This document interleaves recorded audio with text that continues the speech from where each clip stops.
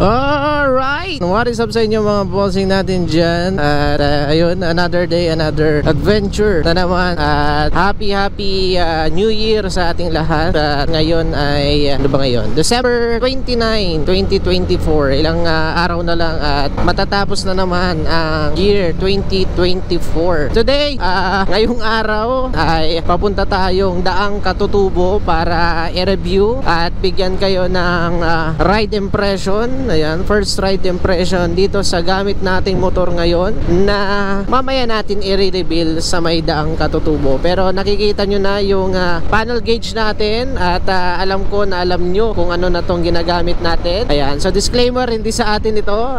Hiniram lang natin sa bayaw natin at binigyan tayo ng chance para may review at mabigyan kayo ng first ride impression ng motor na ito. Ayan, so ngayong araw kasama natin ang kuya natin. Ayan, si Moto N. Ang gamit niya ay si Makoy, yung Easy Ride 150N natin. Ayan, so isipan lang namin na umakyat ngayon sa may Daang Katutubo since nandito naman kami sa bayan natin sa Bugalyon at yung Daang Katutubo ay sa Aguilar lang. So ilang hakbang lang ay nandun na tayo sa may Daang Katutubo. Ayan, so doon na tayo magkita-kita sa may entrada siguro ng Daang Katutubo.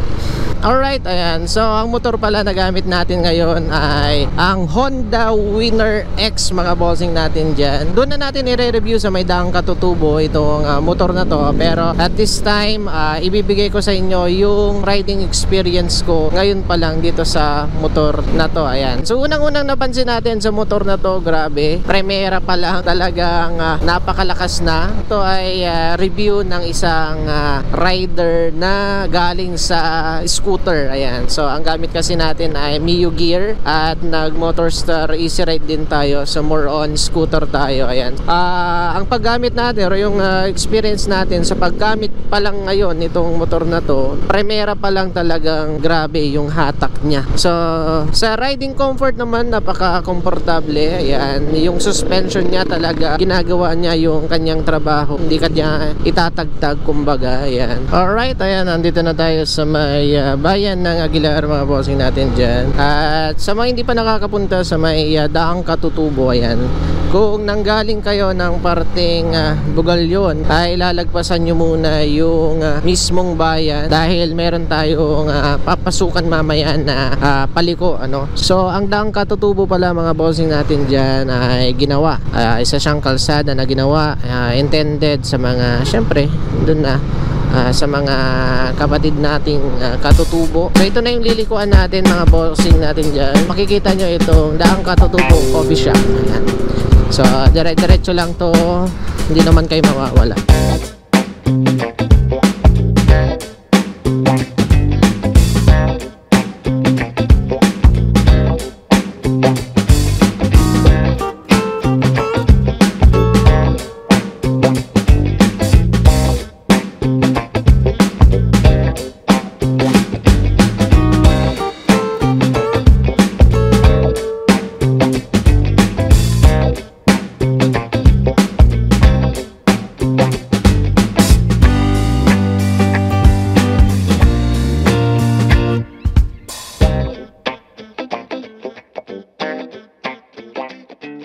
Alright, ayan, so dito na tayo sa may hindi pa ito yung view deck, pero ito na yung Daang Katutubo. So i-reveal na natin yung nire-review natin ngayon na motor, ang Honda Winner X.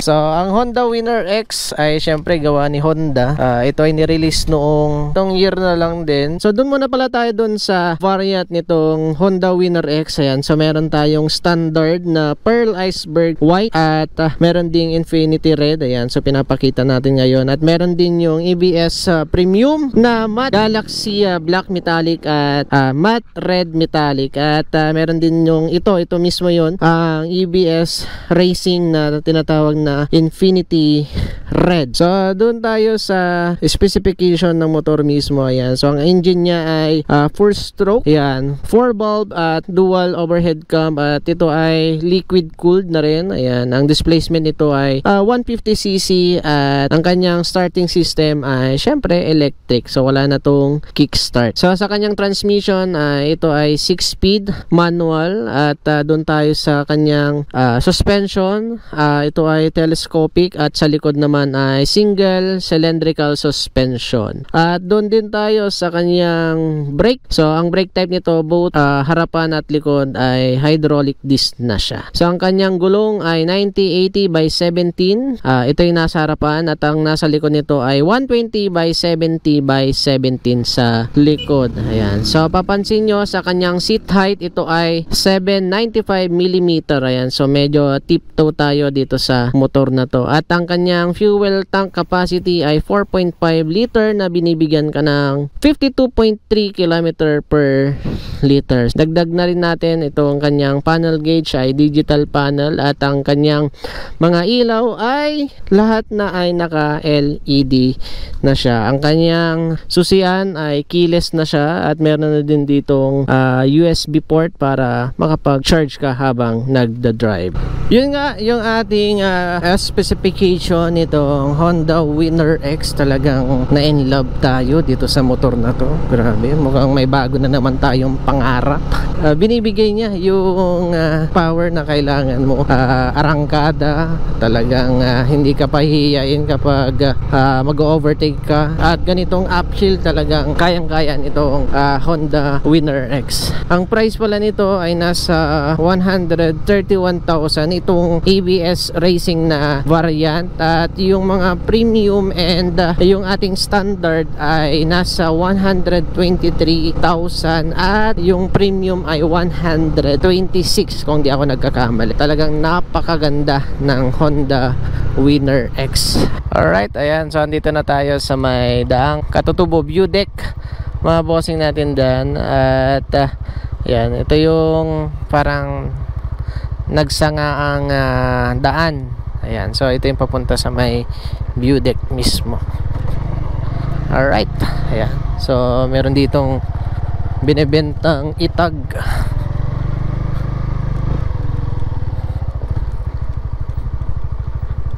Yun, no?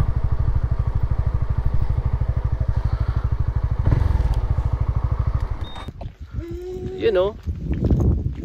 Yan, so andito na tayo sa may view deck. Yun, no? Akyat pa tayo. Sana naririnig. Ay, saan yung daanan?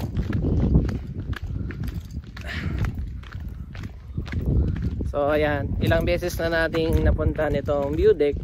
Pero ikaw, kuya, first time ni kuya. Ayan. So mamaya padaanan natin ang drone. Ayan, so harapan dito, sa may harapan, puno na ng solar system. You know, daming daming pine trees. Grabe. Biglaan. You know. Alright.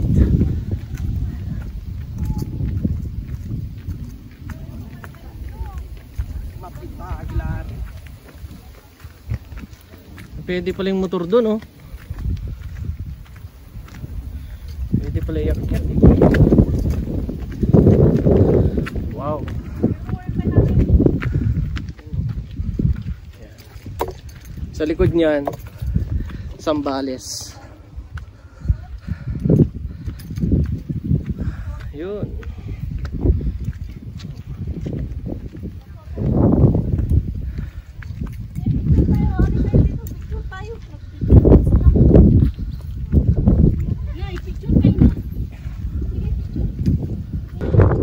Alright, ayan, so andito na tayo sa may view deck. Ayan, o.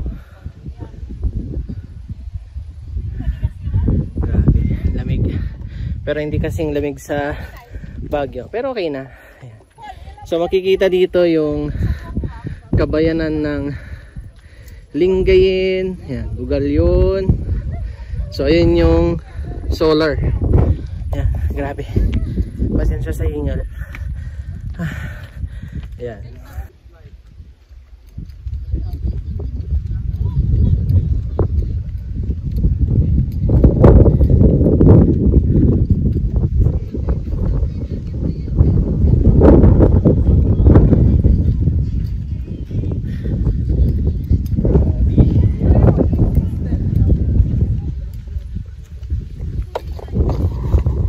Superb.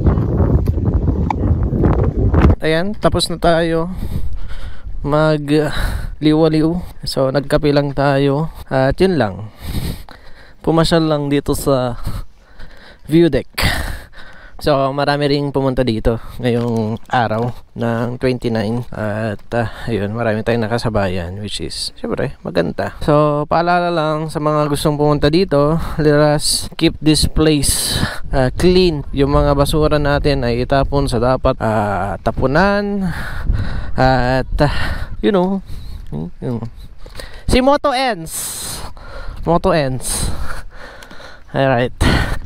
So ayun, dito na natin tatapusin ang vlog. Quick video, 2 content agad. Alright, so andun si Winner X. Ganda talaga ni Winner X. Ayan. Okay. So ayun mga bossing natin dyan. At dito na natin tatapusin yung vlog natin. Maraming salamat ulit sa inyong panonood at walang sawang suporta kay Marlac Moto na seasonal vlogger.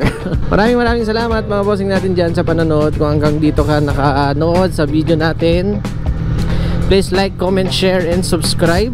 Ayan, para updated tayo sa mga gala ni Marlac Moto kahit hindi pa laging nag-upload. Ayan. So alam nyo na yan mga bossing natin dyan. Ride safe, God bless, at all is well.